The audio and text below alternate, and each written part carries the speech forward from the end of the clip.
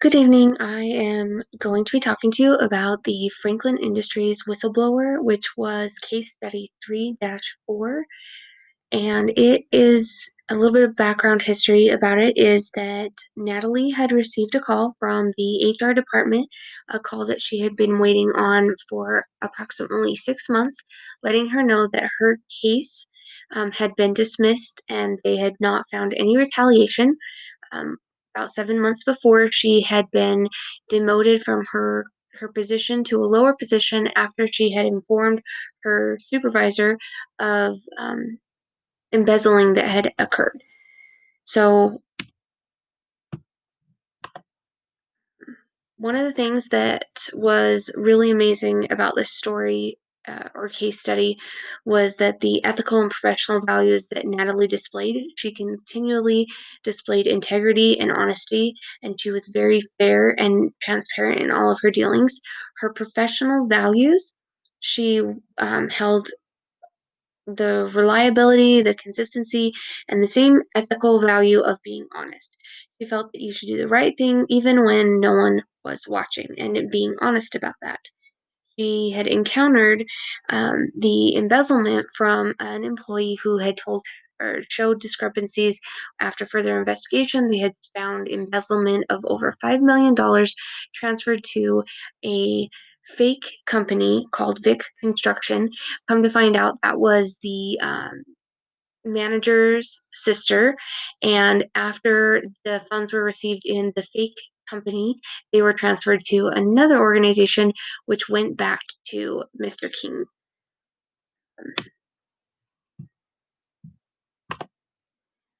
Now, the first step is the reason and rationalization. So basically, her biggest argument is going to be that the HR department created a report saying that the embezzlement did not occur, that after completing their investigation, they did not find any retaliation against Natalie, and that she had been demoted because of her quality of work, her performance, I guess you would say, which was not accurate, and there was no documentation of that occurring either.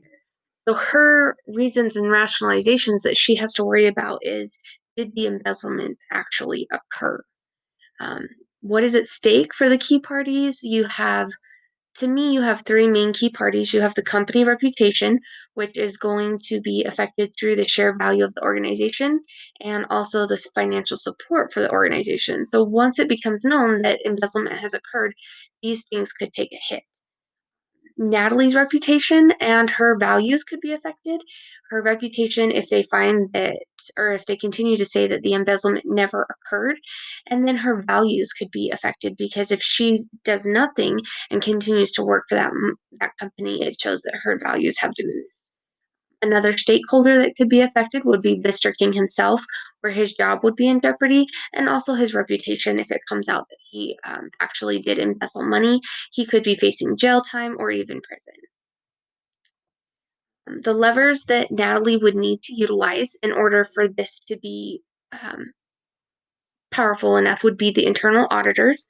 She would need to provide the documentation of how that embezzlement was found, how the internal auditors were able to track the funds that were being embezzled, which they should have documentation of how they figured out which accounts it was going to, the fake account that it went to, and how it got to the other company that Mr. King held. The other lever that Natalie could utilize would be the staff that initially found the discrepancy. These individuals brought that issue to Natalie, so they would have working knowledge of the discrepancy and how it led to the deeper investigation, finding the actual embezzlement of over $5 million. The most powerful and persuasive response that Natalie can bring to the table is providing that documentation proving that the embezzlement occurred. That she just needs the paper trail of each transaction showing that she is correct and that she's not alleging anything, that it's actually accurate. If she's unable to get anything to work through the board of directors, through her chain of command, basically, then she also has the ability to use the Sarbanes-Oxley and the Frank Dodd Acts.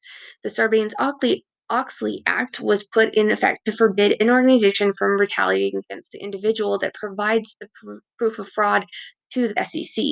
So, in this instance, it would be proof of documentation of the embezzlement.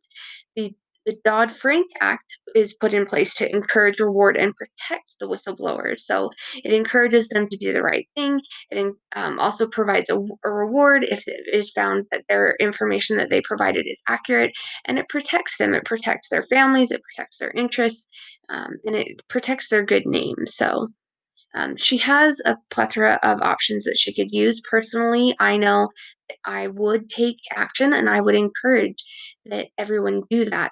I would rather have my good name and my freedom safe so that I don't have to worry about jail time or things like that. And I just feel that if someone's doing something wrong, then they need to be held accountable for what they